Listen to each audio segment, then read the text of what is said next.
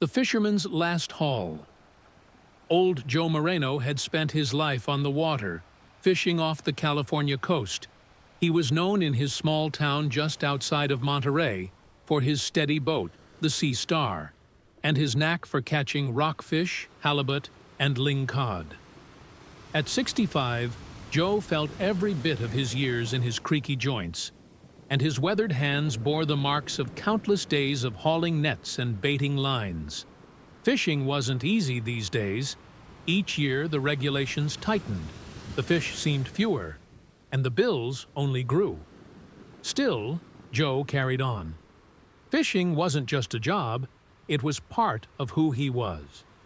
But that winter, after a particularly slow season, Joe was faced with a serious problem. If he couldn't make a good haul soon, he'd have to sell the Sea Star to cover his bills. The very thought hurt more than any injury or rough wave he'd ever faced. In a last effort, Joe decided to go further out along the coast, near Point Sur, a rocky area known for unpredictable currents, but rich waters. Some local fishermen warned him, but Joe had no other choice. He prepared the Sea Star, packed extra fuel, and left the docks before dawn, hoping this trip would save his boat and his livelihood. When Joe reached the waters near Point Sur, the fog was thick, hanging heavy over the ocean and blocking his view of the rocky cliffs. He cast his line and waited, hoping for a sign of luck. Hours passed with barely a nibble. Discouraged but undeterred, Joe set up one last line with extra bait and tossed it into the depths. Just as he was about to give up, the line went taut.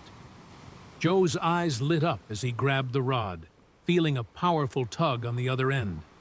This wasn't just a single fish. It felt like a whole school. He reeled and reeled, his arms aching, but he held tight, thinking of all he stood to lose if he let go. After what seemed like ages, he saw flashes of silver in the water below. Rockfish, big ones, tangled in his line.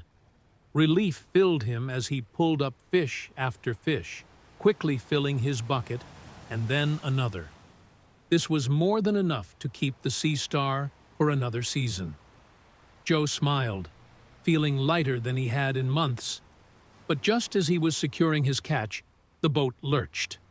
He looked up and saw a massive wave rolling toward him. The wind had picked up suddenly, and the waters were growing rough, churning and foaming around the boat. In his excitement, he hadn't noticed the weather turning. Before he could react, the wave crashed against the Sea Star, soaking Joe and threatening to capsize the boat. Heart pounding, Joe scrambled to steady the Sea Star, gripping the wheel as he fought against the wind and waves. He knew these waters were treacherous, especially in a winter storm, and he couldn't afford another mistake. His hands, so familiar with the feel of the wheel, shook as he steered, aiming to get his boat turned and headed back toward shore. Then he heard it, a loud clanging. Joe looked back and saw that one of the buckets had tipped, fish spilling back into the churning sea. He wanted to save his catch, but he knew his safety came first. Gritting his teeth, he let the bucket go, focusing on steering through the growing storm. After nearly an hour of navigating the wild waves and winds, Joe spotted the Monterey coastline. Relieved, he guided the Sea Star back toward the docks, his heart still pounding from the close call. When he finally tied off the boat, he felt a pang as he looked at his remaining catch. He'd lost more than half of it. Just then, a familiar voice called out. It was Sam, a younger fisherman Joe had known since Sam was a boy. "Joe, I heard you went out near Point Sur. You're crazy to go there in this weather," Sam said, shaking his head but smiling with admiration.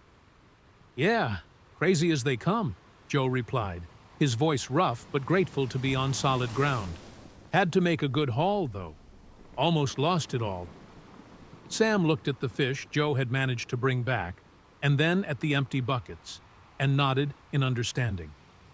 "Listen, Joe, I've got a spot in the fish market I usually reserve for my catch. but it's yours if you want it. Might help get you the best price." Surprised but grateful, Joe accepted Sam's offer. At the market, his fish fetched a high price, enough to cover his expenses and keep the Sea Star afloat for the season. Joe walked back to the docks with a smile, knowing he had the chance to keep fishing for another year. As the sun set over Monterey Bay, casting a warm glow on the calm waters, Joe stood on his boat, watching the waves lap gently against the dock. He was tired, and his joints ached, but his heart was light. If you enjoy these stories, please like, comment, and subscribe for more lore to snore.